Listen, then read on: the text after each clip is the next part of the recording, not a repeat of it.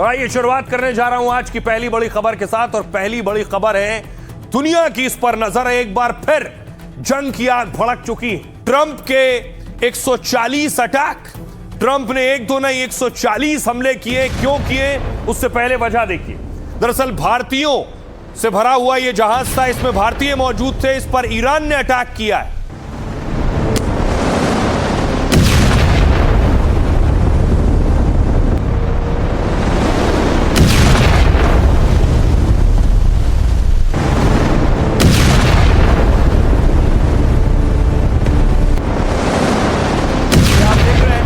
दावा यह है कि साइप्रस का जहाज था। साइप्रस के जहाज में भारतीय क्रू था, भारतीय सवार थे। उस जहाज को ईरान ने टारगेट किया है। एक भारतीय लापता बताया जा रहा है। आपको बताऊं कि आखिर कहां पर, किस जगह पर वो भारतीय जिस जहाज पर सवार थे, वो दरअसल सोहार बंदरगाह, ओमान का सोहार बंदरगाह से जहाज जा रहा था। इसे जेबेल अली पोर्ट पहुंचना था, लेकिन बीच में देखिए हॉर्मूज में, ये मुसंदम प्रांत है ओमान का, यहां पर इस पर अटैक हुआ है और इसमें 11 भारतीय जिन्हें बचा लिया गया, एक भारतीय लापता बताया जा रहा है। देखिए यहां से चला था सोहार बंदरगाह से, मुसंदम प्रांत पर अटैक हुआ है और जेबेल अली पोर्ट पहुंचना था इसे। लेकिन सोचिए, भारतीय जिस जहाज पर सवार थे उस पर अटैक हुआ। इसके बाद ट्रंप ने, अमेरिका ने 140 ठिकानों पर ईरान के हमला कर दिया। यह अमेरिकी हमले की तस्वीर है। अमेरिका ने अपना F-35C उतार दिया।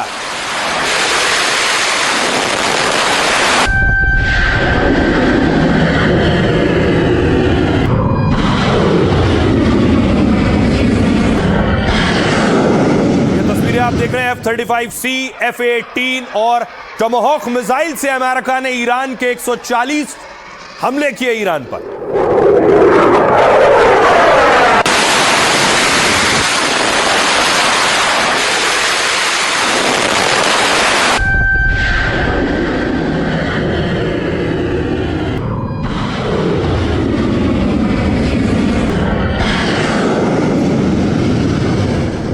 और ये अटैक अमेरिका ने किए हैं और अटैक सटीक निशाने पर ईरान में टारगेट हिट हुए। ये देख रहे हैं, ये अमेरिका ने तस्वीरें जारी की।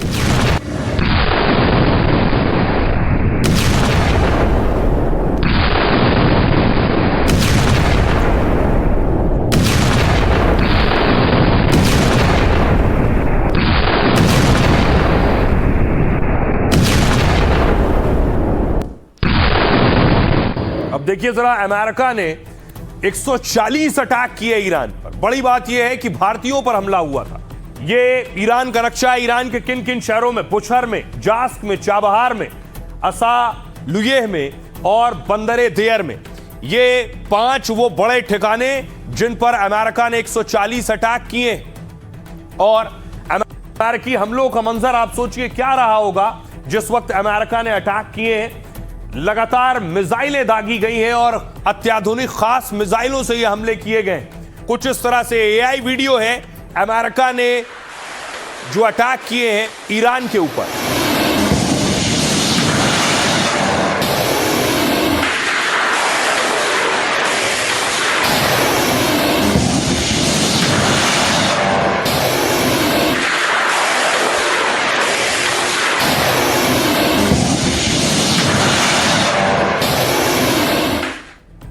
अब आइए आपको बताऊं कि आखिर अमेरिका ने ईरान पर हमला क्यों किया और ईरान ने भारतीय जिस जहाज पर थे उस पर अटैक क्यों किया।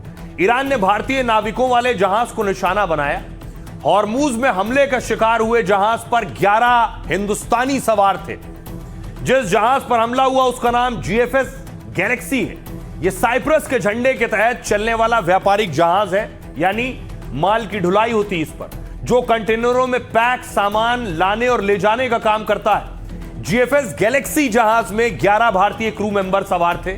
जहाज ने ओमान के सोहार बंदरगाह से अपनी यात्रा शुरू की और इसे करीब 500 किलोमीटर दूर UAE के जेबेल अली पोर्ट जाना था। लेकिन जब यह व्यापारिक जहाज हॉर्मूज को पार कर रहा था, उसी वक्त ईरान ने GFS गैलेक्सी जहाज पर बड़ा हमला कर दिया।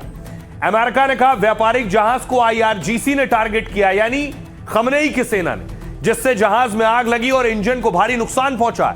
हमले के बाद 11 में से 10 भारतीयों को बचा लिया गया, लेकिन एक भारतीय अभी लापता है जिसका रेस्क्यू किया जा रहा है, ढूंढा जा रहा है। हमले के बाद भारतीय विदेश मंत्रालय ने बयान जारी कर कहा है, हम ओमान सरकार संग सर्च ऑपरेशन पर नजर रखे हुए हैं। भारत ने कहा हॉर्मूज में नागरिक जहाजों पर हमले रोके जाएं, तनाव कम करने और शांति बहाल करने की अपील की गई। ईरान का कहना है कि जहाज तय रूट को छोड़कर जा रहा था, इसलिए हॉर्मूज में उस जहाज पर हमें कार्रवाई करनी पड़ी, वो ये दावा कर रहे हैं। आइए अब आपको सुनवाता हूं, सुनिए जरा क्या कुछ कह रहे हैं एक्सपर्ट्स इस अटैक पर। जहाज पे अभी अटैक किया गया, उसमें भारतीय जो नागरिक हैं उनमें से एक की अभी भी लापता हैं और 10 को बचा लिया गया है, ओमान की सहायता से बचाया गया है। और ये काफी गंभीर एक हम मान सकते हैं कि ये इंसिडेंट है जिससे कि काफी नुकसान कहा जा सकता है कि हो सकता है। और फिर से जो एनर्जी सप्लाईज हैं, ऑयल और गैस की सप्लाईज हैं, उस पे एक तरह से फिर से अनिश्चितता बन सकती है, जिसका काफी हद तक नुकसान हो सकता है भारत को और दूसरे देशों को भी। कोई भी ऐसी अंडरस्टैंडिंग दोनों में नहीं हुई कि जिसके साथ कोई डील बना ली जाए और कोई एग्रीमेंट कर लिया जाए ताकि वेस्ट एशिया के अंदर बिल्कुल दोबारा शांति हो जाए। एक्सपायरी ऑफ मेमोरेंडम की टर्म के मुताबिक जो अमेरिका था उसने दोबारा जो एयर स्ट्राइक्स थी ईरान के ऊपर रीलॉन्च कर दी। तो ये मैं समझता हूं कि उन्होंने विदिन जो अंडरस्टैंडिंग थी उसके मुताबिक की है। और ये भी देखने को आया है कि उनकी जो अभी पॉलिसी कुछ दिनों में, आने वाले दिनों में मुझे नजर आ रही है, वो ये है कि it will be tit for tat. अगर वो कहीं पे कोई अपना ड्रोन छोड़ते हैं ईरानियंस, जहां कहीं भी अपनी मिसाइल मारते हैं, तो अमेरिका दोबारा उनके ऊपर मिलिट्री स्ट्राइक्स करेगा। अब बड़ी बात यह है कि अमेरिका ने 140 अटैक किए तो ईरान भी शांति से नहीं बैठा। जैसे ईरान ताक में हो कि अमेरिका कोई भी हमला करेगा हम बड़ा पलटवार करेंगे, और वही हुआ। ईरान दागनी शुरू की। ईरान ने जो अरब मुल्कों में अमेरिकी ठिकाने उस पर हमला करना शुरू किया।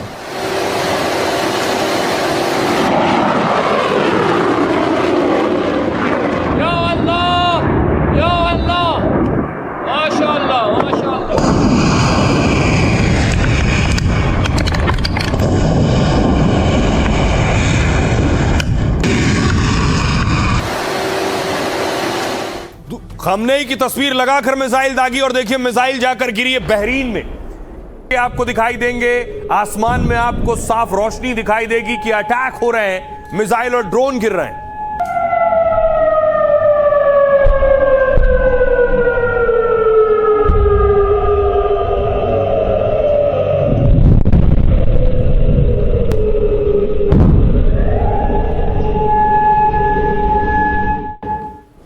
तो न सिर्फ बहरीन, कुवैत, बल्कि 5 अरब देशों को टारगेट किया है और खतरनाक मिसाइल, फतेह मिसाइल का भी इस्तेमाल किया है, खुर्रम शहर का भी इस्तेमाल किया है। ये बैलिस्टिक मिसाइल आप देख रहे हैं जो दागी है ईरान ने।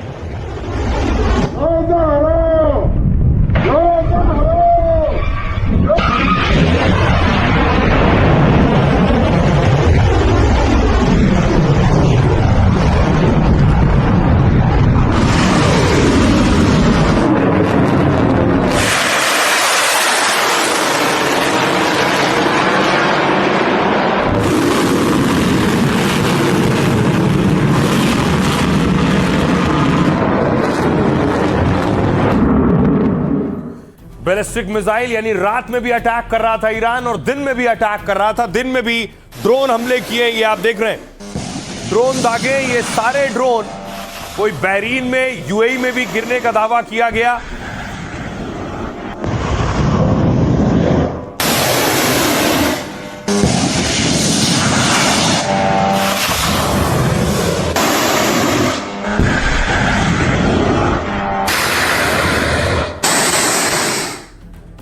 ईरान मानिए जैसा लग रहा है कि पहले से तैयारी करके बैठा था। इस अटैक के बाद जॉर्डन पर अटैक हुआ।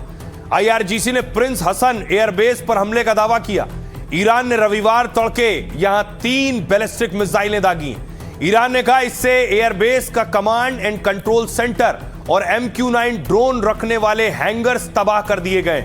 जॉर्डन की सरकारी समाचार एजेंसी पेट्रा के मुताबिक ईरान की तीनों मिसाइलें अलग अलग जगह गिरी हैं। इससे कोई मौत नहीं हुई है, केवल मामूली संपत्ति का नुकसान हुआ है। ईरान ने बहरीन को निशाना बनाया। ईरान ने अमेरिकी सैन्य ठिकानों को निशाना बनाया। यहां ईरान ने दावा किया कि उसने ड्रोन और मिसाइलें दागी हैं। बहरीन में दावे के मुताबिक अमेरिकी सैन्य संचार केंद्र टारगेट पर थे। बहरीन में अमेरिकी सैन्य अड्डे से धुआं उठता भी दिखाई दिया है। ईरान का तीसरा टारगेट ओमान। ईरान के हमलों की चपेट में ओमान भी आया।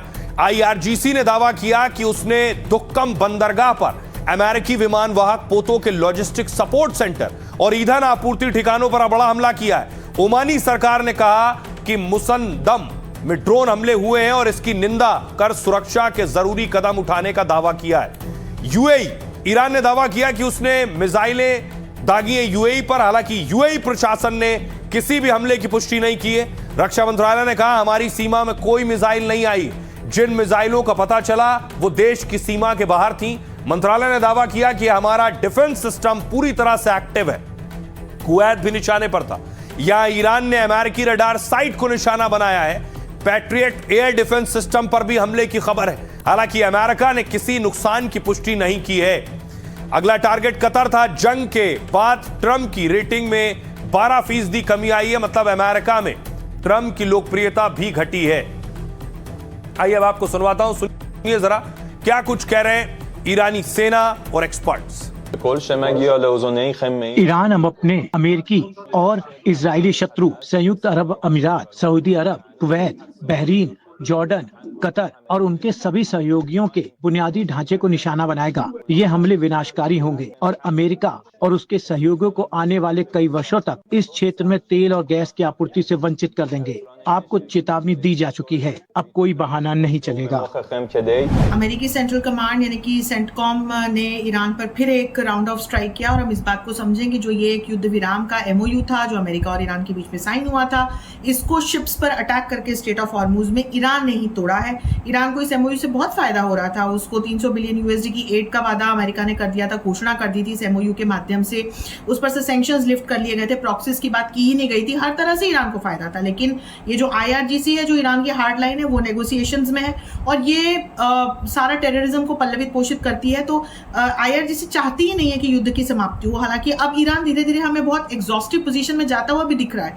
ईरान बहुत समय तक इस युद्ध को झेल नहीं पाएगा। इस तरह के हालात में लगता है एस्केलेट ही होगी, क्योंकि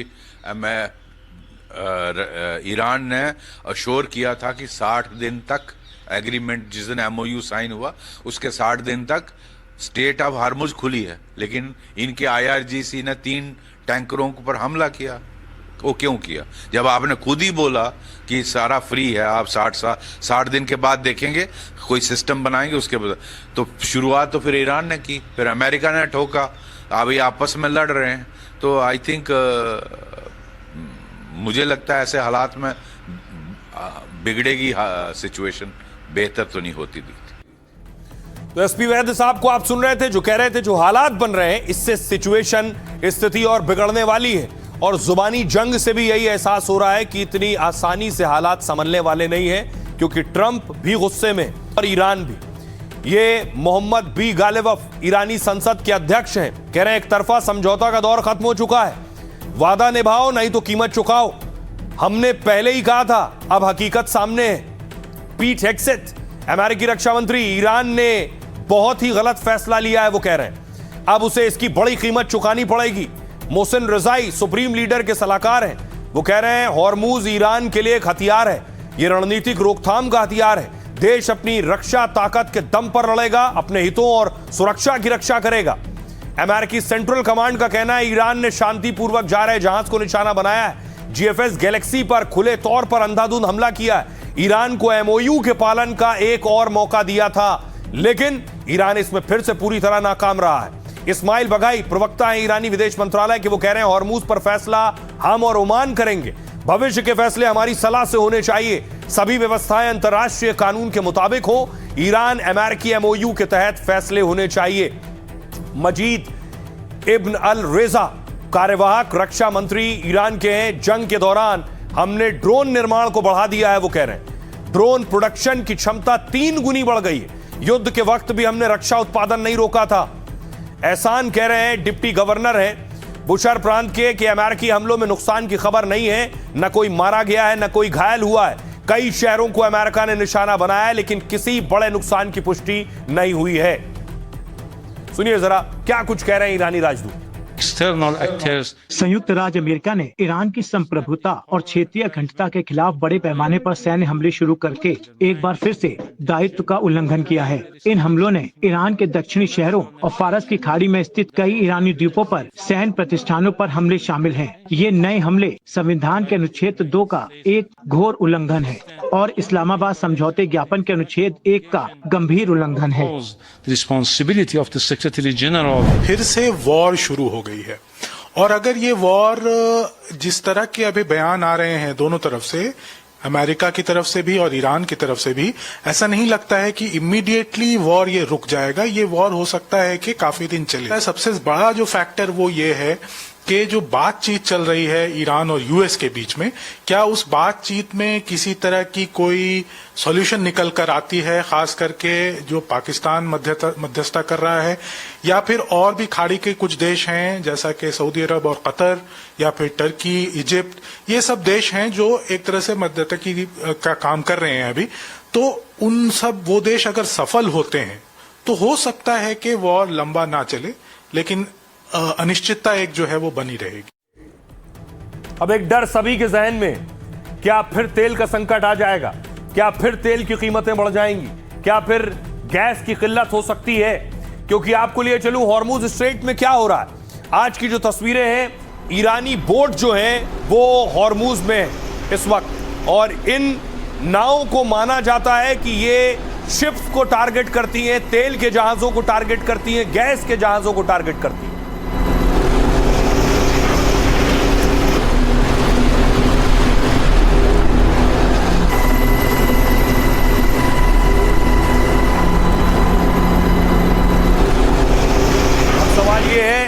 क्या जंग भड़की तो फिर तेल की किल्लत शुरू होगी? ईरान अमेरिका में छिड़े युद्ध से दुनिया में टेंशन है, क्योंकि एक बार फिर तेल गैस पर खतरा मंडरा रहा है। इसकी वजह ईरान का हॉर्मुज बंद करने का फैसला है, जिससे तेल गैस जहाजों की आवाजाही ठप हो सकती है। भारत में भी तेल गैस की किल्लत का डर सता रहा है। हॉर्मुज बंद होने से तेल कीमतों पर असर पड़ सकता है। अंतर्राष्ट्रीय बाजार में कच्चा तेल महंगा हो सकता है। जंग रुकने पर यह 75 से $80 प्रति बैरल पर आ गया है, लेकिन फिर से हमलों के बाद इसमें इजाफा हो सकता है। भारत पर ज्यादा असर का डर इसलिए बना रहा क्योंकि भारत जरूरतों का करीब 85% तेल बाहर से खरीदता है। पहले भारत का काफी कच्चा तेल हॉर्मुज से आया करता था, लेकिन जंग के बाद भारत ने सबक लिया, भारत ने दूसरे विकल्प तलाशे हैं। सरकार का कहना यह है कि अब करीब 70% तेल ऐसे रास्तों से आता है जिसकी सप्लाई का रूट पूरी तरह हॉर्मुज पर निर्भर नहीं है, और यही वजह है कि परेशानी आने पर सप्लाई पूरी तरह से जारी रहेगी, क्योंकि अब भारत करीब 40 देशों से कच्चा तेल खरीद रहा है। रूस, अमेरिका, वेनेजुएला, अफ्रीका, सऊदी अरब और यूएई जैसे देशों से भी लगातार सप्लाई ली जा रही। जून में भारत ने रूस से रिकॉर्ड मात्रा में कच्चा तेल खरीदा है। Centre for research on energy and clean air के मुताबिक भारत ने जून में रूस से 49,000 करोड़ का कच्चा तेल खरीदा है। रूस से आयात करीब 27 लाख बैरल प्रतिदिन तक पहुंच गया, जो कुल आयात का आधे से ज्यादा, यानी अब संकट नहीं आएगा, ऐसा माना जा रहा है। एक्सपर्ट्स ये कहते हैं। सुनिए जरा अर्थशास्त्री क्या कह रहे हैं। 2 महीने पहले जब ईरान युद्ध के असर से इंटरनेशनल ऑयल प्राइसेस $120 हो गई थी, थोड़ी डिप्लोमेसी से हमने ईरान को कहा कि भाई हमारे इंडियन ऑयल टैंकर्स को जाने दो, एंड कई टैंकर्स आए भी थे, इसीलिए हमारी आयात बहुत कम नहीं हुई। और भी हमने आजकल आयात 40 डिफरेंट देशों में से कर रहे हैं, तो इसीलिए मेरा ख्याल से इसकी असर तो होनी ही है, और इसकी असर कंज्यूमर पर ये होगी कि उनकी कंज्यूमर प्राइसेस बढ़ने की संभावना मैं बहुत खूब ज़्यादा देख रहा हूँ। अब ये जंग भड़कने के पीछे एक और बड़ी वजह मानी जा सकती है और आगे ये जंग और बड़ा व्यापक रूप ले सकती है, क्योंकि अमेरिका की एक शर्त थी कि ईरान परमाणु नहीं बनाएगा, अपने परमाणु को इनरिच नहीं करेगा, यानी उनका शुद्धिकरण नहीं करेगा। लेकिन ईरान ने फिर परमाणु क्या है ईरान का, यह आपको बताता हूं। अमेरिकी मीडिया CNN की रिपोर्ट में चौंकाने वाला खुलासा हुआ है। CNN ने ईरान के परमाणु प्लान पर यह खुलासा किया है। जून और जुलाई में ली गई कुछ सैटेलाइट तस्वीरें सामने आई, कई संवेदनशील ठिकानों पर गतिविधियां दिखाई दी। दावा है कि ईरान संदिग्ध परमाणु ठिकानों पर निर्माण कर रहा है। युद्ध में हुए हमलों में उसके ठिकाने क्षतिग्रस्त हो गए थे, लेकिन वहां नए सिरे से अब मरम्मत और निर्माण का काम हो रहा है। परमाणु ठिकानों को लेकर CNN की जांच के मुताबिक सबसे ज्यादा हलचल पारिचन सैन्य परिसर में नजर आई, जहां परमाणु हथियारों से जुड़े काम की आशंका पहले से थी। दावा यहां परमाणु हथियारों से जुड़े कार्यक्रम का सामान रखते थे। रिपोर्ट्स में पिक एक्स माउंटेन का भी जिक्र किया गया है, जिसे ईरान का संभावित अंडरग्राउंड परमाणु ठिकाना माना जाता है। तस्वीरों में वहां सुरंगों के कई जगह आवाजाही नजर आ रही है। इससे अटकलें लग रही कि ईरान अंडरग्राउंड यानी जमीन के नीचे ठिकाने तैयार कर रहा है, फिर से सक्रिय करने की कोशिश में जुटा हुआ। यह खुलासा ऐसे वक्त हुआ जब हाल में ही समझौता हुआ था, जिसमें दावा किया गया था कि ईरान परमाणु हथियार नहीं बनाएगा। इसके अलावा संवर्धित यूरेनियम के भंडार का समाधान अंतर्राष्ट्रीय परमाणु ऊर्जा एजेंसी की निगरानी में होगा। लेकिन ईरानी विदेश मंत्रालय के प्रवक्ता बघेई ने कहा है ईरान अपने परमाणु ठिकानों पर निरीक्षण नहीं करने देगा।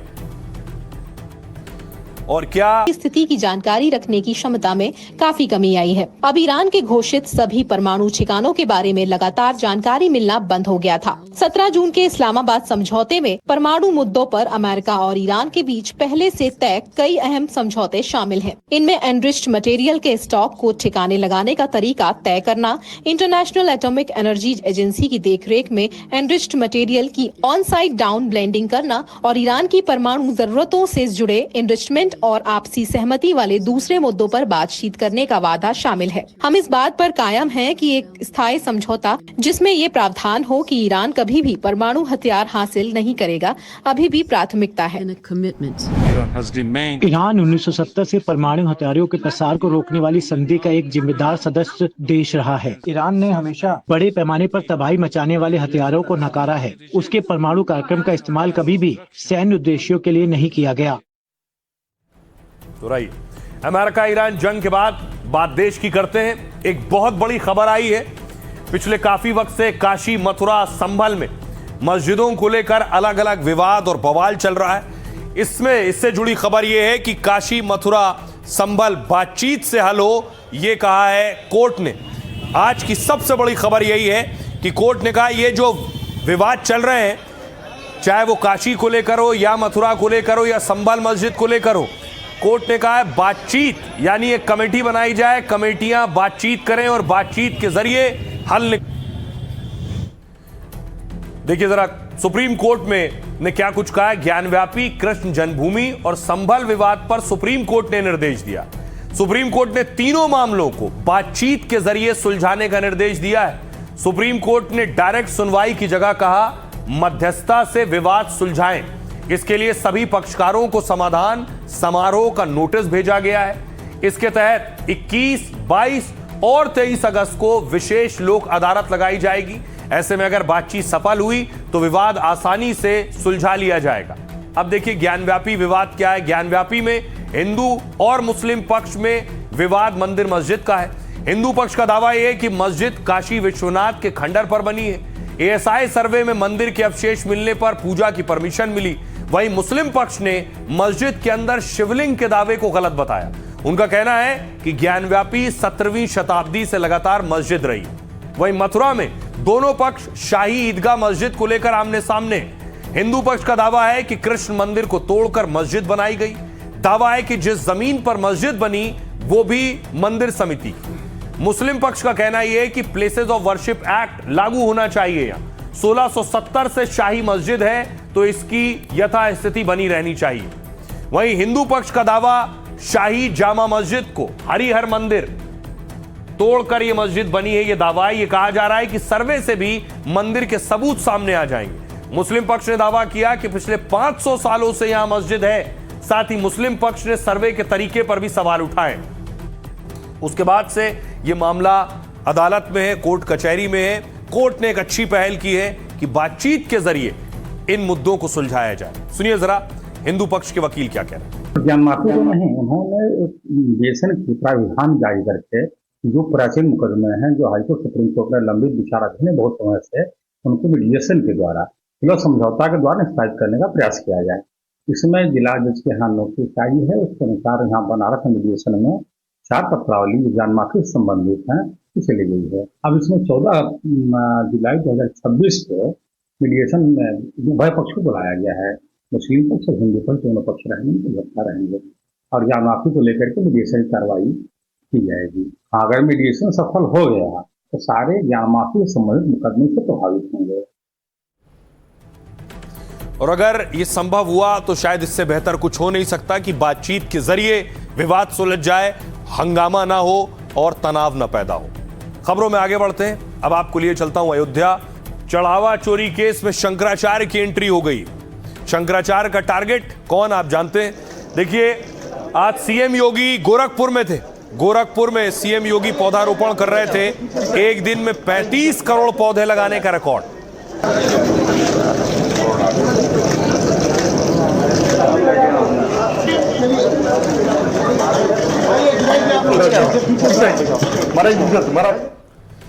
यूपी में 35 करोड़ पेड़ लगाने का दावा है। दूसरी तरफ योगी आदित्यनाथ की एक और तस्वीर आई जहां वो सेल्फी ले रहे थे गोरखपुर में।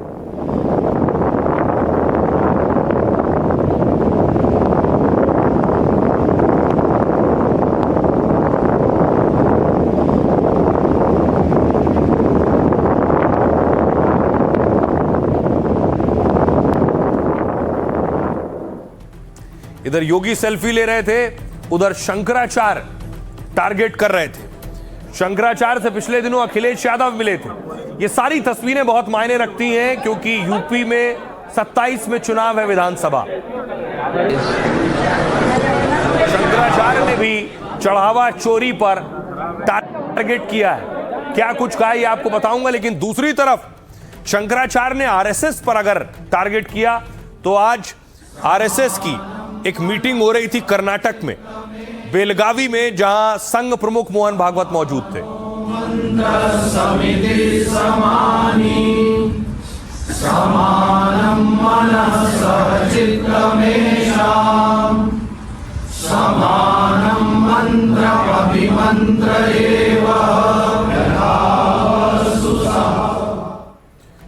तो शंकराचार्य के टारगेट पर थे मोहन भागवत। देखिए जरा, राम मंदिर चढ़ावा चोरी में शंकराचार्य पहली बार बोले। शंकराचार्य अभिमुक्तेश्वरानंद ने राम मंदिर को आरएसएस बीजेपी का कार्यालय बता दिया। शंकराचार्य ने कहा चढ़ावा चोरी के बाद लीपापोती की कोशिश हो रही, जांच करने वाली संस्था और ट्रस्ट सरकार ने ही बनाए हैं। इशारों में शंकराचार्य ने मामले की जांच पर सवाल उठाए। शंकराचार्य ने फिर कहा वो मंदिर निर्माण के बाद ही दर्शन करेंगे। प्राण प्रतिष्ठा के समय भी शंकराचार्य अभिमुक्तेश्वरानंद ने आपत्ति जताई थी। अधूरे मंदिर में प्राण प्रतिष्ठा को गलत बताया था। शंकराचार्य अभी उत्तर प्रदेश की 403 विधानसभा सीटों में यात्रा निकाल रहे हैं और यात्रा के माध्यम से गौ माता को राष्ट्रमाता घोषित करने की मांग की है। लोगों से उसी दल को वोट करने को कहा है जो गौ माता को राष्ट्रमाता घोषित करे। दूसरी तरफ चढ़ावा चोरी विवाद के बीच आरएसएस की कर्नाटक में बैठक हुई और इस बैठक में दान पेटी में चोरी पर गहरा दुख जताया गया। संघ ने कहा यह करोड़ों भक्तों की आस्था से जुड़ा संवेदनशील मामला है। आरएसएस ने मामले की निष्पक्ष और जल्द जांच की मांग की है। साथ ही ट्रस्ट से दान चढ़ावे की व्यवस्था को सुरक्षित पारदर्शी करने की मांग की ताकि भविष्य में दोबारा इस तरह की घटना ना हो सके।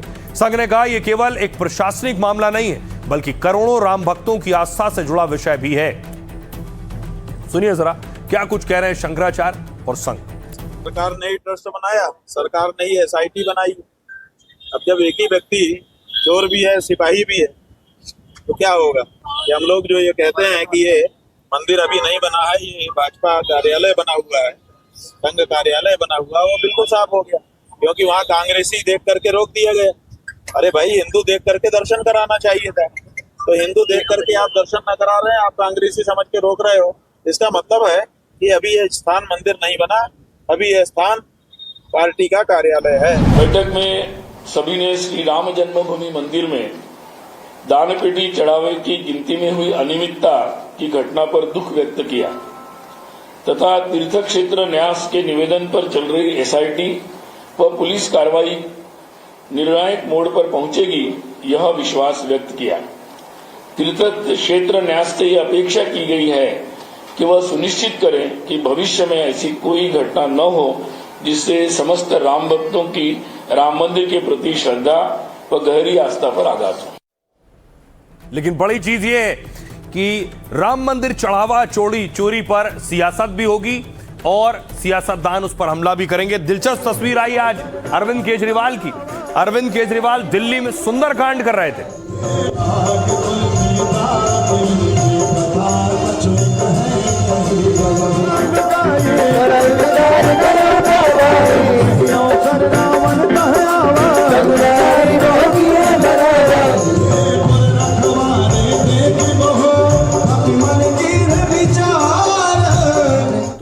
केजरीवाल सुंदरकांड कर रहे थे तो अखिलेश यादव की पार्टी पोस्टर लगा रही थी, सनातन ही समाजवाद है, अधर्मियों और चढ़ावा चोरों का विनाश करेंगे, डोंगियों और गौ हत्यारों का करेंगे सर्वनाश। कर्मयोगी अखिलेश जी 27 में आएंगे, गौ माता और प्रदेश को बचाएंगे।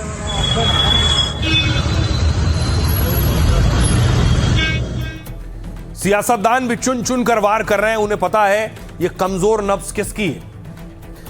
अरविंद केजरीवाल कह रहे हैं चढ़ावा चोरी मामले में केजरीवाल हमलावर हैं। केजरीवाल ने दिल्ली में सुंदर पाठ का आयोजन किया, साथ ही देश भर में हस्ताक्षर अभियान शुरू करने का ऐलान किया। बीजेपी ने पलटवार करते हुए केजरीवाल को चुनावी हिंदू बताया। बीजेपी का आरोप है यूपी में चुनाव को लेकर केजरीवाल ड्रामा कर रहे हैं। अखिलेश यादव की एंट्री हुई राम मंदिर चढ़ावा चोरी में। अखिलेश यादव भी एक्शन में, वो इसे 2027 चुनाव का बड़ा मुद्दा बनाने में जुटे। अखिलेश ने कॉल डिटेल रिकॉर्ड निकालने की मांग की है। अखिलेश ने मंदिर में चढ़ावा चोरी को महापाप बताया। शंकराचार्य स्वामी अभिमुक्तेश्वरानंद सरस्वती से भी मुलाकात की। एसआईटी जांच पर सवाल के साथ मंदिर ट्रस्ट भंग करने की मांग कर चुके हैं। सीएम योगी ने एक बार फिर कांग्रेस सपा पर हमला बोला है। योगी ने कहा जो लोग आज आस्था की बात करते हैं, इन लोगों ने हमारे पवित्र हनुमानगढ़ी में नमाज पढ़वाने का काम किया। क्या कोई जामा मस्जिद में हनुमान चालीसा का पाठ पढ़ पाएगा? कांग्रेस समाजवादी पार्टी पर मंदिर निर्माण में बाधा डालने का आरोप लगाया। इनकी सरकार में राम भक्तों पर गोलियां चलवाई गई थीं।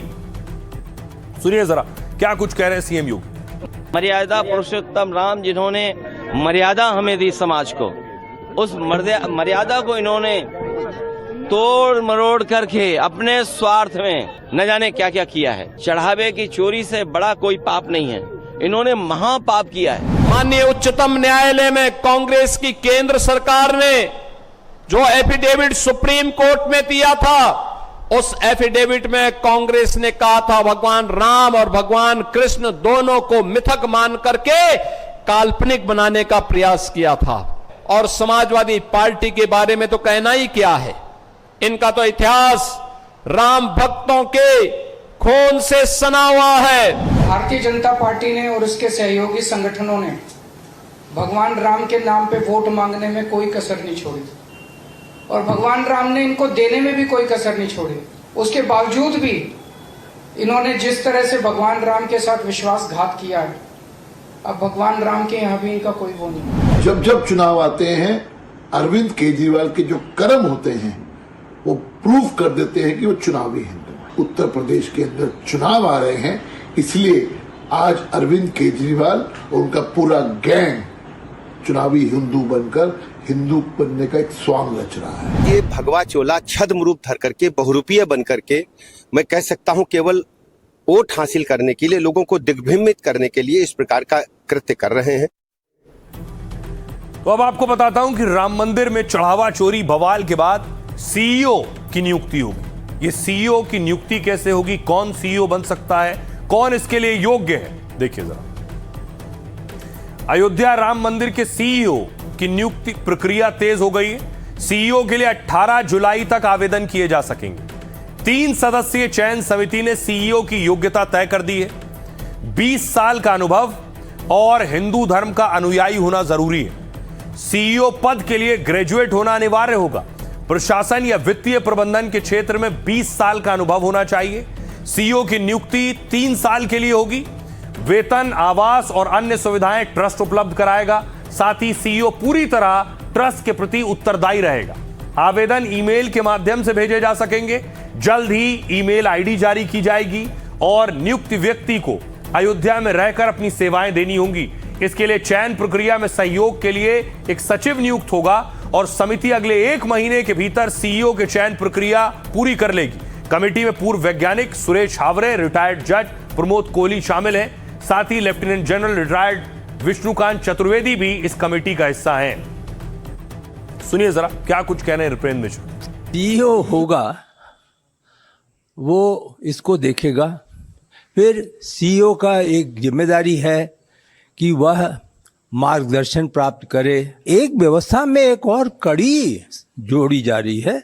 व्यवस्था की हायरार्की को कोई नहीं डिस्टर्ब कर रहा है। ट्रस्ट अंतिम है, ट्रस्ट का निर्णय अंतिम है। अगर उसके मन में भक्ति है तो बाकी योग्यताएं आ जाएंगी, लेकिन प्रशासनिक योग्यता है और अगर ये नहीं है राम के प्रति समर्पण तो वो कठिनाई निर्माण कर सकती है। हमें उम्मीद है बहुत जल्द वो प्रशासनिक अधिकारी को चुनकर लेकर आएंगे। एक योग्य सीईओ हमारे सामने आएगा। चढ़ावा चोरी की खबर राम मंदिर से आई तो देश के दूसरे मंदिर, दूसरे धार्मिक स्थलों से भी खबरें आने लगी। एक और मंदिर से बड़े घोटाले की खबर आई है। ये वो मंदिर है राजस्थान का बुटाटी मंदिर और दावा है बुटाटी मंदिर में करोड़ों का घोटाला हुआ है।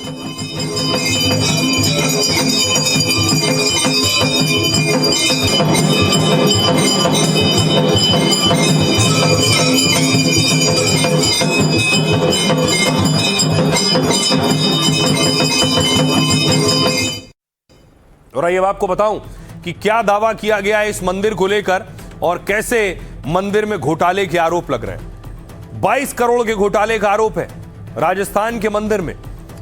बुटाटी मंदिर में 22 करोड़ की चोरी का खुलासा हुआ। आंकड़ों के मुताबिक 2 करोड़ 60 लाख की सोने की और चांदी की संपत्ति रिकॉर्ड से गायब है। भोजनशाला में 49,49,000 का फर्जी खर्च। रसोई में 1 करोड़ 17 लाख का हिसाब नहीं है। 82,41,000 के सीसीटीवी और 58,14,000 के जाली वाउचर मिले। 2 साल में सीसीटीवी कैमरों पर 82 लाख से ज्यादा खर्च किए गए, लेकिन 146 दिन तक चली जांच में इसका कोई कोटेशन नहीं मिला। 13 सदस्यों की टीम ने पूरे मंदिर के खर्च के रिकॉर्ड की जांच की है। ग्राम विकास पर 31,37,000 रुपए खर्च दिखाए गए, लेकिन न ठेकेदारों का रिकॉर्ड मिला और न ही जमीन पर कोई काम दिखा। मरम्मत, कंप्यूटर और फर्नीचर के नाम पर 97,48,000 रुपए खर्च हुए, लेकिन इससे जुड़ा कोई बिल नहीं मिल सका। सुरक्षा व्यवस्था में 31,33,000 रुपए खर्च दिखाए गए, जहां एक गार्ड को 12 महीने में 13 बार वेतन भुगतान तक दर्ज मिला है। किराया, आय, खर्च आदि में गबन और फंड का दुरुपयोग सामने आया है। जांच कमेटी ने करीब 22 करोड़ के घोटाले का अनुमान लगाया है। हालांकि मंदिर समिति ने किसी भी गड़बड़ी से इनकार किया है। एसडीएम की जांच रिपोर्ट में एफआईआर दर्ज कर वसूली की सिफारिश की गई है। दरअसल बुटाटी धाम राजस्थान के नागौर जिले में स्थित एक प्रसिद्ध मंदिर है। इसे चतुरदास जी महाराज के मंदिर के रूप में भी जाना जाता है। लकवे के इलाज में चमत्कारिक मान्यता को लेकर यह प्रसिद्ध है। तो इस तरह के धार्मिक स्थलों से भी जो खबर निकल कर आ रही है वो भी चौंकाने वाली है कि जहां सिखाया जाता है, पढ़ाया जाता है कि चोरी करना पाप है, वहीं चोरी हो रही है। आइए खबरों में आगे बढ़ते हैं। आज की एक और बड़ी खबर है ऑपरेशन लोटस पर आर पार। अब ऑपरेशन लोटस का डर किसे है? इससे पहले आपने तस्वीर देखी कि कैसे आम आदमी पार्टी के सांसद टूटकर बीजेपी में आ गए। इसके बाद हड़कंप मचा।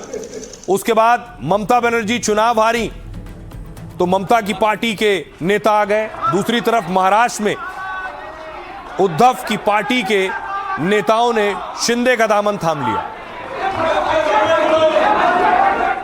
और इससे पहले ममता बनर्जी की पार्टी के नेता बीजेपी में शामिल हुए। एक एक करके ममता की पूरी पार्टी में तोड़फोड़ हो गई। वंदे मातरम, बीजेपी जिंदाबाद जिंदाबाद जिंदाबाद, बीजेपी जिंदाबाद जिंदाबाद जिंदाबाद। और अब देखिए अगला डर किसे सता रहा है कि उसकी पार्टी भी टूटने वाली है। वो है उमर अब्दुल्ला।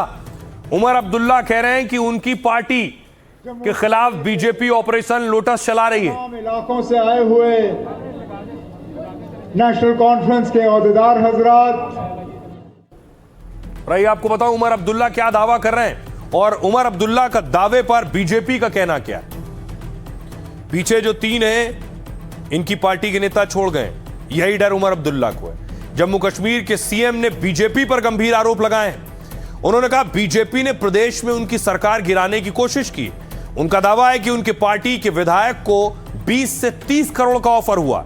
आरोप है बीजेपी ने विधायक को मंत्री पद का ऑफर दिया था, साथ ही जम्मू कश्मीर को वापस राज्य का दर्जा देने का वादा किया था, लेकिन बीजेपी तमाम हथकंडों के बाद भी एक विधायक नहीं तोड़ पाई। अगर आगे ये 100 करोड़ का भी लालच दे तो भी कोई पार्टी नहीं छोड़ेगा। उमर अब्दुल्ला ने सीधे केंद्र सरकार पर निशाना साधते हुए कहा उनकी शराफत या शांति को कमजोरी समझने की भूल नहीं होनी चाहिए। यह बयान सामने के आने के बाद बीजेपी ने इसे सिरे से खारिज किया। इस आरोप को बीजेपी ने कहा नेशनल कॉन्फ्रेंस के विधायक को कोई पेशकश नहीं की गई, और की गई है तो उमर अब्दुल्ला उसे साबित करें। साबित नहीं कर सकते तो उमर अब्दुल्ला माफी मांगे। इतनी गंभीर घटना हुई तो जांच एजेंसियों को शिकायत क्यों नहीं की गई।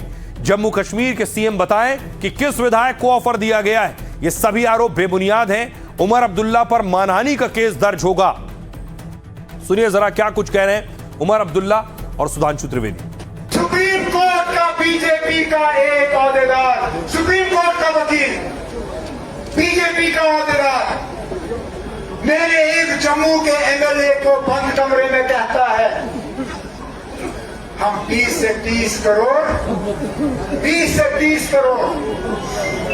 एक मिनिस्ट्री और रियासत का दर्जा, वो फ्रंट डोर से हुकूमत में जहां शामिल नहीं हो पाते वहां बैक डोर से हुकूमत की कोशिश करते हैं। राजभवन से ही जम्मू कश्मीर को चलवाना था तो इलेक्शन कराने की जरूरत क्या थी। वास्तविकता यह है कि जम्मू कश्मीर में अपनी सरकार की अक्षमता, अकर्मण्यता और कुशासन को छिपाने के लिए और इन मुद्दों से ध्यान भटकाने के लिए उमर अब्दुल्ला जी ने लगाया है। बहुत ही भ्रमित करने वाला बयान कि उनकी सरकार को गिराने की साजिश हो रही है, और 20 करोड़ 30 करोड़ का इल्जाम जो उन्होंने लगाया है ये पूरी तरह से बेबुनियाद है। नेशनल कॉन्फ्रेंस में जो जबरदस्त हंगामा उठा है नेशनल कॉन्फ्रेंस के मंत्रियों के खिलाफ, उस भ्रष्टाचार से ध्यान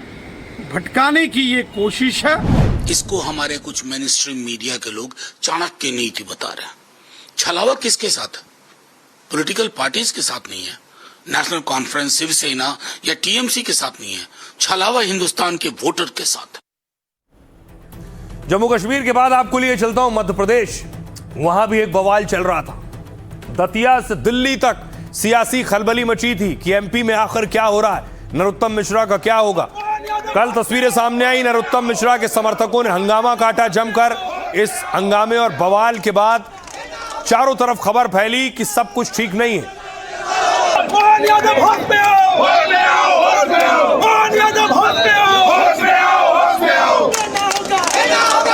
और इस बवाल के बाद नरोत्तम मिश्रा सीएम मोहन यादव से मिले।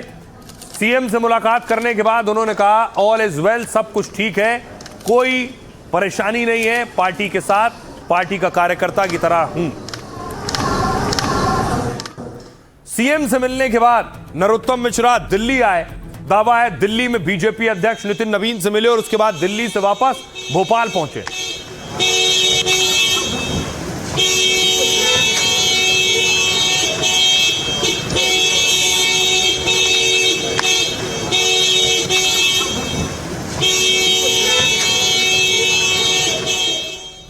और दूसरी तरफ जिस बात को लेकर सारा हंगामा है कि नरोत्तम को दतिया से टिकट नहीं मिला। दतिया से बीजेपी के कैंडिडेट आशुतोष आज मां पीतांबरा के दर्शन करने पहुंचे।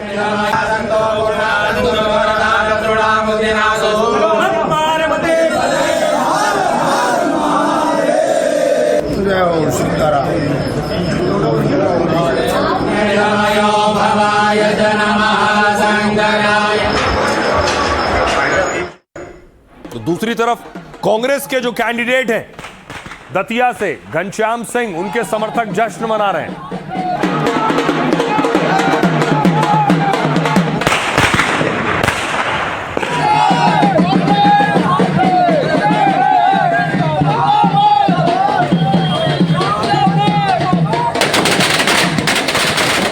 तरफ बीजेपी में पूरी फील्डिंग लगा रही है, पूरी तैयारी कर रही है कि दतिया कैसे भी जीतना है।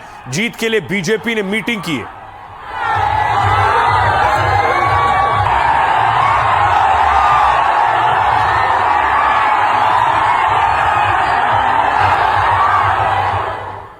तो क्या दतिया नाक की लड़ाई बन जाएगा? देखिए जरा आज क्या हुआ दतिया गोले भर। बीजेपी ने जब से दतिया उपचुनाव के उम्मीदवार की घोषणा की, उसके बाद से ही दतिया से लेकर दिल्ली तक सियासी हलचल तेज है। दतिया से एमपी के पूर्व गृह मंत्री नरोत्तम मिश्रा का टिकट कटा। इसके बाद उनके समर्थकों ने विरोध किया, पथराव किया। समर्थकों का कहना है नरोत्तम मिश्रा 6 बार विधायक रहे हैं। वो दतिया विधानसभा सीट से भी लगातार 3 बार चुनाव जीते हैं। ऐसे में आशुतोष तिवारी की जगह उन्हें टिकट मिलना चाहिए था। दावा है उपचुनाव में टिकट कटने के बाद नरोत्तम मिश्रा नाराज हैं। पहले वो एमपी के सीएम मोहन यादव से मिले, फिर दिल्ली आए। दिल्ली में उन्होंने बीजेपी अध्यक्ष से मुलाकात की। इसके बाद वो सरेंडर मोड में नजर आए। उन्होंने कहा मैं काम करता रहूंगा, मैं नाराज नहीं हूं, बीजेपी में ही पैदा हुआ हूं और बीजेपी में ही मरूंगा। मेरे अंदर ही कोई कमी रही होगी जिस पर मैं आत्ममंथन करूंगा। नए उम्मीदवार आशुतोष के नामांकन में रहूंगा, वो चुनाव जरूर जीतेंगे। सुनिए जरा सियासतदानों। मैं न तो संगठन का मानता हूं, न मैं सीएम का मानता हूं, न मैं किसी के ऊपर दोषारोपण देता हूं। मैं तो ये मानता हूं मेरे अंदर कोई कमी होगी, मैं अंतर्मुखी होऊंगा और अपना सुधार करूंगा। पार्टी बहुत ऊपर होती है, हमसे ज्यादा दूर तक देख सकती है वो ऊपर से। पार्टी ने जो निर्णय लिया है उसको सर माथे पर रखते हुए इस पार्टी का काम करना, संगठन का काम करना, यही लक्ष्य है। भारतीय जनता पार्टी एक बहुत बड़ा परिवार है और मुझे लगता है कि सब लोग मिलकर के चुनाव लड़ेंगे और हमारे बहुत ही वरिष्ठ नेता हैं, आदरणीय हैं नरोत्तम मिश्रा जी, वो भी साथ रहेंगे और सभी कार्यकर्ता साथ रहेंगे। छोटी मोटी कोई बात होती है तो परिवार में बैठ करके उसका समाधान कर लिया जाएगा। नहीं, ये बिल्कुल चुनौतीपूर्ण है। अब तो चुनाव आसान है, जहाँ चुनौती थी वहाँ तो टिकट कट गया। फील्ड में पकड़ है कि आशुतोष की? नहीं, ये बिल्कुल नहीं है। वो गांव के लोगों ने कभी उनका नाम ही नहीं सुना होगा। दतिया विधानसभा में गांव में तो वो कभी गए नहीं। बहुत फर्क है, वो बहुत बड़ी चुनौती थे, ये कुछ नहीं है। ये तो पार्टी के दम पे, सरकार के दम पे, प्रशासन के दम पे जितने वोट ले जाएंगे ले जाएंगे। कहीं कोई लड़ाई में नहीं है, पर लोकतांत्रिक व्यवस्था में उनको लड़ने के अधिकार हैं। मैदान में बहुत लोग हैं। अभी आप देखना 2 दिन 3 दिन बाद जब सूची आएगी ना, तो आप ढूंढ दोगे कि ये इस नाम का आदमी कहाँ है। तो ये सब व्यवस्था है, चलने दीजिए, कहीं कोई बात नहीं। और खबरों में आगे बढ़ते हैं और एक अफसोसनाक खबर, जो भारतीय घूमने गए थे पर्यटक के तौर पर, उनकी हादसे में मौत हो गई। लेकिन अब बोट हादसे में एक्शन शुरू हो गया है। वियतनाम गए थे भारतीय पर्यटक और ये उस वक्त की तस्वीर है जब बोट उनकी पलट गई लहरों के बीच और उनका रेस्क्यू ऑपरेशन शुरू हुआ।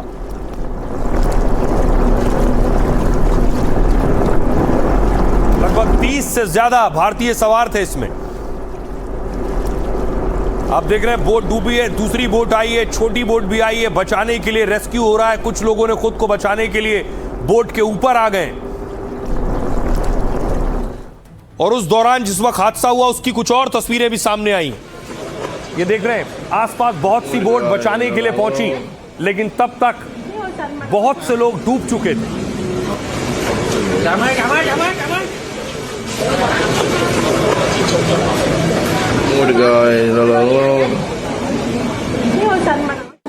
और जिन्हें फौरन निकाल कर लाया गया उन्हें सीपीआर दिया जा रहा है। देखिए बेहोश है, उन्हें सीपीआर दिया जा रहा है कि कैसे भी करके उन्हें बचाया जा सके।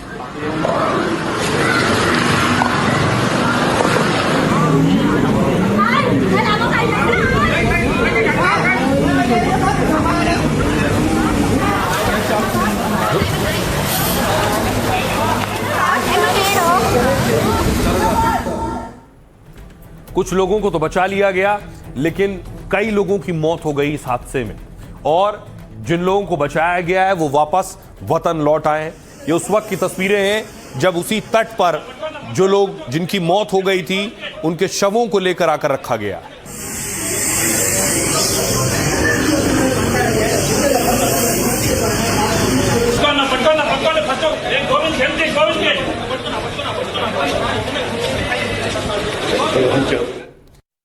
जो भारतीय वियतनाम गए थे घूमने के लिए, ये उनकी तस्वीरें हैं जिन्हें बचाया नहीं जा सका इस हादसे में।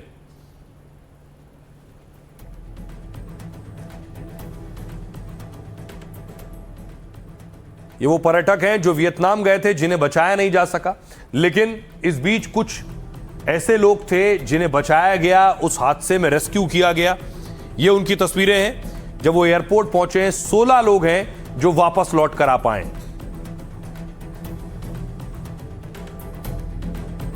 इस हादसे में अब एक्शन शुरू हो गया है।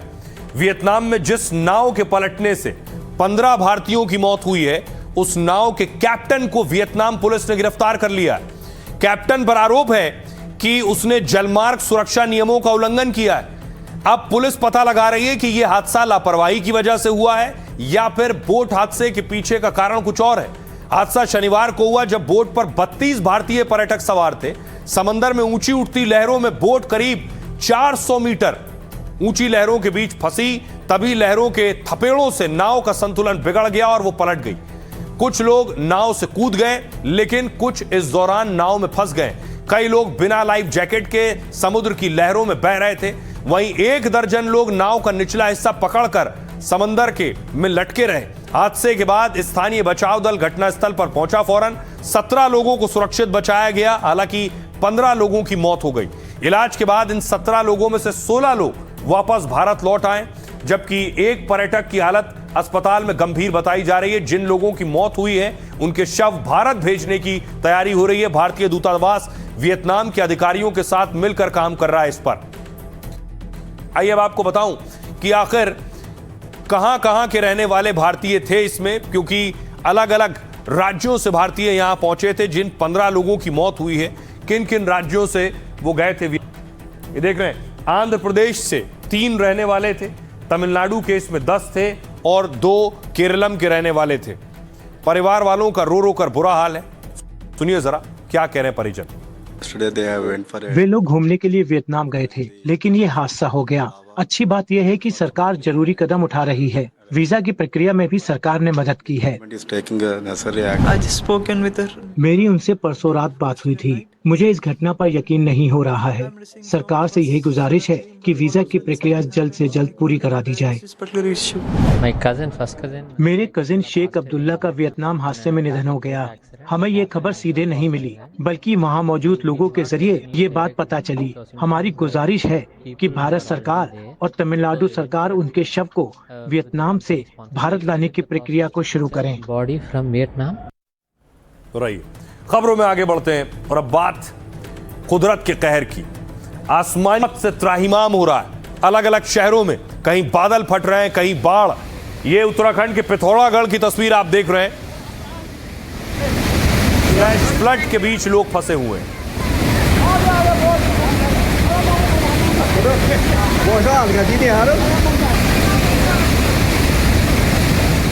आपको ले चलता हूं पहलगाम।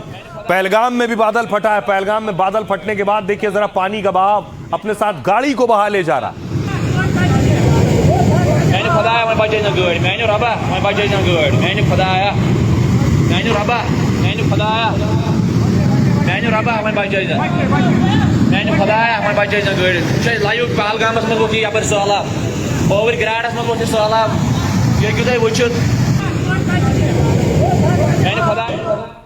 और अब आपको तबाही की वो तस्वीरें दिखाते हैं। पहलगाम में जब बादल फटा, आपने देखा कैसे फॉर्च्यूनर गाड़ी को पानी का तेज बहाव अपने साथ बहा कर ले गया। लेकिन तबाही का मंजर देखिए। बादल फटने के बाद चारों तरफ तबाही पसरी थी।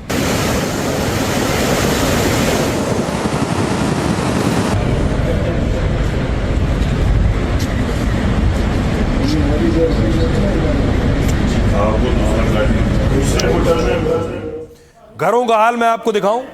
घरों के अंदर पानी भर गया है।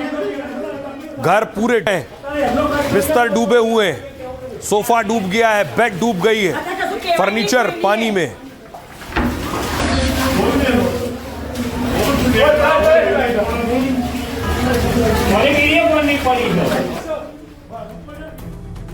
और अब आपको बताऊं किस राज्य के हालात क्या हैं। सबसे पहले जम्मू कश्मीर। पहलगाम में बादल फटने से भारी नुकसान हुआ है। उफनते सैलाब में करीब 6 होटल जलमग्न हो गए। यहां मौजूद पर्यटकों को किसी तरह निकाला गया। घाटी में अगले 24 घंटों के लिए हाई अलर्ट जारी किया गया है। बारिश के साथ बादल फटने की आशंका जताई गई है। उत्तराखंड, बारिश से हुए भूस्खलन में नेशनल हाईवे 126 सड़कें बंद हो गई हैं। रुद्रप्रयाग में मंदाकिनी नदी का जलस्तर बढ़ा है, घाट डूब गए। यमुनोत्री में फंसे 100 श्रद्धालुओं को सुरक्षित निकाला गया है। देहरादून समेत 6 जिलों में भारी बारिश का येलो अलर्ट है। उत्तराखंड के सभी जिलों में रुक रुक कर बारिश हो रही है। उत्तर प्रदेश, यूपी में भारी बारिश की वजह से 16 लोगों की मौत हो गई है। 33 शहरों में बारिश का अलर्ट है। पूर्वांचल में भारी बरसात के आसार हैं। योगी खुद बाढ़ से निपटने की तैयारियों की समीक्षा कर रहे हैं। मुख्यमंत्री ने अधिकारियों को जरूरी दिशा निर्देश भी दिए। बिहार चलिए, सभी जिलों में बारिश का अलर्ट है। 19 जिलों में येलो अलर्ट है। अगले 5 दिनों तक मध्यम बारिश की संभावना जताई गई है। हालांकि लगातार बारिश के बाद भी 46% कम बारिश हुई। पंजाब के 3 जिलों में तेज बारिश, 16 में अलर्ट जारी हुआ है। चंडीगढ़ में सुखना लेक का जलस्तर तेजी से बढ़ने लगा है। यहां आसपास रहने वालों को एडवाइजरी जारी की गई है। 11 जिलों में सामान्य से अधिक बारिश दर्ज की गई है। ये इन राज्यों के हालात हैं और माना जा रहा है कि आने वाला वक्त में कुछ और इस तरह की तस्वीरें सामने आ सकती हैं, क्योंकि लगातार बारिश तेज हुई है कई अलग अलग राज्यों में। आइए अब बारी है लाइफ का फंडा की। अगर आप इस बात को लेकर तनाव में हैं कि आप जो करना चाहते हैं या जो जानना चाहते हैं उसका आखिर रास्ता दिख नहीं रहा, क्या रास्ता होगा, ना कोई आगे मौका दिख रहा है, तो आपको निराश होने की बजाय मशहूर हास्य अभिनेता जॉनी वॉकर से सीखना चाहिए। इंदौर में जन्मे जॉनी साहब का असली नाम बदरुद्दीन जमालुद्दीन काजी था। बचपन से उन्हें हंसाने और एक्टिंग का बहुत शौक था, लेकिन परिवार में गरीबी इस कदर और इतनी थी कि पढ़ना और एक्टिंग की ट्रेनिंग लेना उनके बस में नहीं था। परिवार चलाने के लिए वो सड़क पर फेरी लगाते और सामान बेचते थे। तरह तरह के लोगों से मिलना और उनसे बात करना उनके लिए एक्टिंग की पाठशाला जैसा था। थोड़े दिन बाद मुंबई में बेस्ट की बस में उन्हें कंडक्टर की नौकरी मिल गई। उन्हें बहुत खुशी हुई कि अब मुंबई के सारे रास्ते समझ जाऊंगा और यह भी पता चल जाएगा कि कौन सा स्टूडियो किधर है। फिल्म का ख्याल मन में पाले वो अनोखे अंदाज में बस में टिकट काटते। वो कभी किसी फिल्मी हीरो की नकल करते तो कभी नशे में चूर आदमी की एक्टिंग कर सबको हंसाते। एक दिन उसी बस में मशहूर अभिनेता बलराज साहब सवार हुए। वो उनकी एक्टिंग से बहुत प्रभावित हुए और उन्हें मशहूर निर्देशक गुरुदत्त साहब से मिलवाया। बस यहीं से शुरू हुआ कॉमेडी किंग का सफर। जॉनी वॉकर साहब ने 300 से ज्यादा फिल्में की, लोगों को खूब हंसाया, गुदगुदाया और सबको लाइफ का बड़ा फंडा दिया। जिंदगी में चाहे कितनी भी मुसीबतें आए, अपने लक्ष्य से नजरें मत हटाइए और जिस काम से प्यार है उसे किसी कीमत पर मत छोड़िए। तो जहां से जो अच्छा हासिल हो उसे अपनाइए, अपनी जिंदगी में उतारिए। अपना और अपनों का बहुत बहुत ख्याल रखिए। रुक रहे हैं एक छोटे से ब्रेक के लिए।